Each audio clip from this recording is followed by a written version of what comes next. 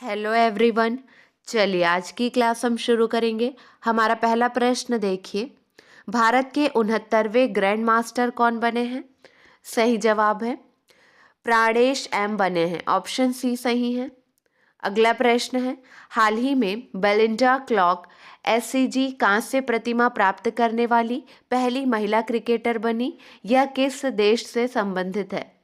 सही जवाब है ऑस्ट्रेलिया से संबंधित है, ऑप्शन सी सही है। अगला प्रश्न, निम्न में से कौन सा शहर फरवरी 2023 में पहली फॉर्मूला ई वर्ल्ड चैंपियनशिप रेस की मेजबानी करेगा? सही जवाब है हैदराबाद। निम्न में से हैदराबाद शहर फरवरी 2023 में पहली फॉर्मूला ई वर्ल्ड चैंपियनशिप रेस की मेजबानी करेगा। अगला प्रश्न है, हाल ही में केंद्रीय पशुपालन और डेयरी मंत्री पुरुषोत्तम रूपाला ने किस प्रदेश में 29 मोबाइल पशु चिकित्सक इकाई का उद्घाटन किया? सही जवाब है केरल में, ऑप्शन एक सही है।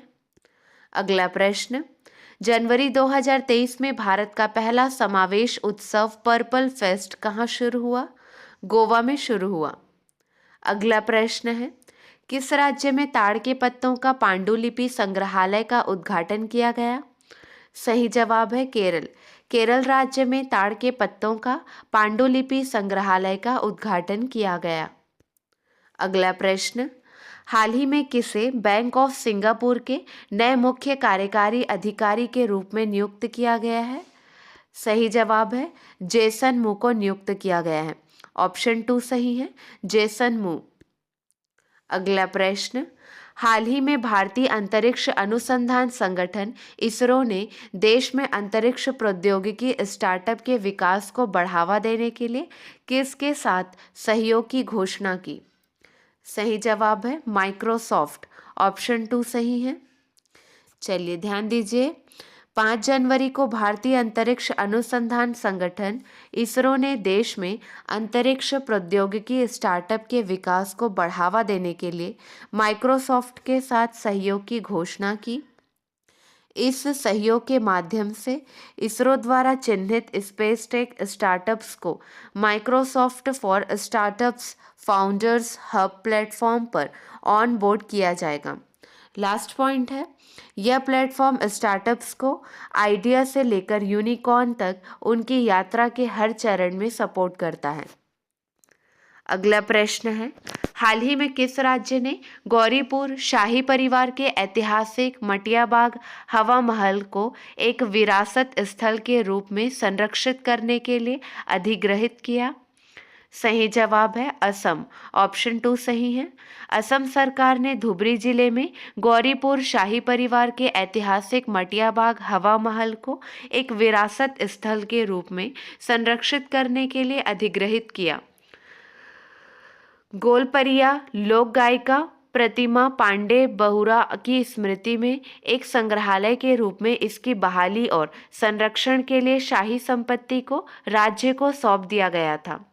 अगला प्रश्न है, हाल ही में दुनिया के सबसे ऊंचे युद्ध क्षेत्र सियाचिन में सक्रिय रूप से तैनात होने वाली पहली महिला अधिकारी कौन बनी है?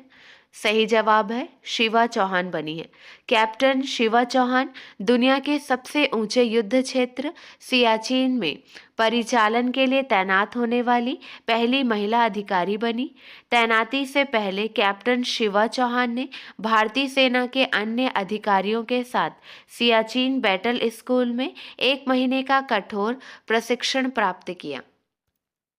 अगला प्रश्न देखिए, हाल ही में गृह मंत्रालय ने लद्दाख के लिए भूमि और रोजगार सुरक्षा उपायों पर चर्चा करने के लिए एक समिति का गठन किया है।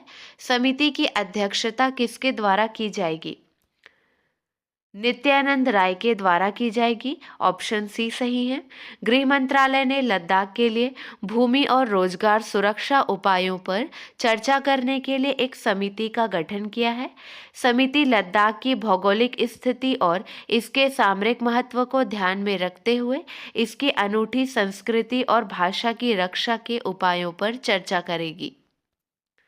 अगला प्रश्न है, हाल ही में सरकार ने प्रवासी भारतीय सम्मान पुरस्कारों के लिए कितने प्रवासी भारतीयों को नामित किया है?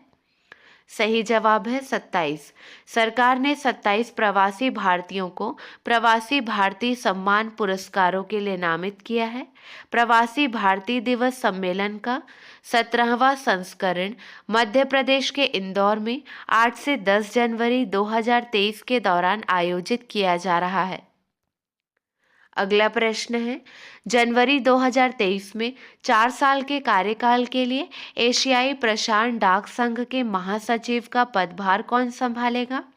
सही जवाब है डॉक्टर विनय प्रकाश सिंह। ऑप्शन 4 सही है। भारत जनवरी 2023 से एशियाई प्रशांत डाक संघ का नेतृत्व संभालेगा। डाक सेवा बोर्ड के पूर्व सदस्य डॉक्टर विनय प्रकाश सिंह 4 साल के कार्यकाल के लिए संघ के महासचिव का पदभार संभालेंगे। यह पहली बार है जब कोई भारतीय डाक क्षेत्र में किसी अंतर्राष्ट्रीय संगठन का नेतृत्व कर रहा है। अगला प्रश्न है, निम्नलिखित में से कौन सा देश हाइड्रोजन संचालित शहरी ट्रेनों को लॉन्च करने वाला एशिया का पहला और दुनिया का दूसरा देश बन गया है? सही जवाब है चीन। चीन हाइड्रोजन संचालित शहरी ट्रेनों को लॉन्च करने वाला एशिया का पहला और दुनिया का दूसरा देश बन गया है। जर्मनी पहला देश था जिसने सितंबर 2022 में हाइड्रोजन से चलने वाली ट्रेनों की शुरुआत की। चीनी ट्रेन की अधिकतम गति 160 किलोमीटर प्रति घंटा है और यह बिना ईंधन भरे 600 किलोमीटर तक चल सकती है। अगला प्रश्न है, संपर्क क्रांति एक्सप्रेस ट्रेन जो अहमदाबाद और दिल्ली के बीच चलती है उसका नाम बदलकर क्या कर दिया जाएगा? सही जवाब है अक्षरधाम एक्सप्रेस कर दिया जाएगा। ऑप्शन 1 सही है।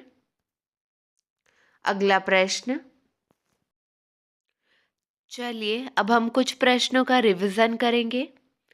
नई दिल्ली में MPL 59वीं राष्ट्रीय सीनियर शतरंज चैंपियनशिप में भारत के 78वें ग्रैंड मास्टर कौन बने? सही जवाब है कौस्तव चटर्जी बने। ऑप्शन C सही है। अगला प्रश्न है, हाल ही में गुजरात के किस शहर को अपना पहला in vitro fertilization mobile device मिला? सही जवाब है अमरेली को। ऑप्शन 4 सही है। अगला प्रश्न है, हाल ही में सत्येंद्र नाथ बोस की 129वीं जयंती मनाई गई। उन्हें किस वर्ष पद्म विभूषण से सम्मानित किया गया था? सही जवाब है 1954 को। 1 जनवरी 2023 को सत्येंद्र नाथ बोस की 129वीं जयंती मनाई गई। बोस का जन्म 1 जनवरी 1894 को कोलकाता में हुआ था। बोस ने प्रेसिडेंसी कॉलेज में विज्ञान स्नातक की डिग्री प्राप्त की और बाद में 1915 में मिश्रित गणित में MSc किया। अगला प्रश्न है, हाल ही में किस बैंक ने बैंक के ग्राहकों के लिए को ब्रांड क्रेडिट कार्ड लॉन्च करने के लिए SBI कार्ड के साथ साझेदारी की है? सही जवाब है पंजाब एंड सिंध बैंक ने साझेदारी की। ऑप्शन 1 सही है, पंजाब एंड सिंध बैंक। अगला प्रश्न है, हाल ही में स्मार्ट कार्यक्रम की शुरुआत किसने की है? सही जवाब है आयुष मंत्रालय ने शुरुआत की है। ऑप्शन B सही है। अगला प्रश्न है, किस देश द्वारा सूडान में सबसे बड़े महिला शांति रक्षकों के दस्ते को तैनात करने की घोषणा की गई है? सही जवाब है भारत द्वारा। भारत देश द्वारा सूडान में सबसे बड़े महिला शांति रक्षकों के दस्ते को तैनात करने की घोषणा की गई है। चलिए कुछ इंपॉर्टेंट पॉइंट्स है, ध्यान दीजिए। किस राज्य द्वारा बथुकम्मा उत्सव की शुरुआत हुई है? तेलंगाना। ठीक है। नेक्स्ट देखिए, देश का दूसरा नैनो खाद प्लांट कहाँ स्थापित किया गया? प्रयागराज में। थर्ड है, चर्चा में रहा ऑपरेशन मेघ चक्र किससे संबंधित है? बाल यौन शोषण से संबंधित है। झूलन गोस्वामी किस खेल से संबंधित है? क्रिकेट से संबंधित है। चलिए अब आपके लिए एक प्रश्न है, इसका सही जवाब आपको कमेंट सेक्शन में देना है। निम्न में से कौन सा देश voice of the global south summit की मेजबानी करेगा?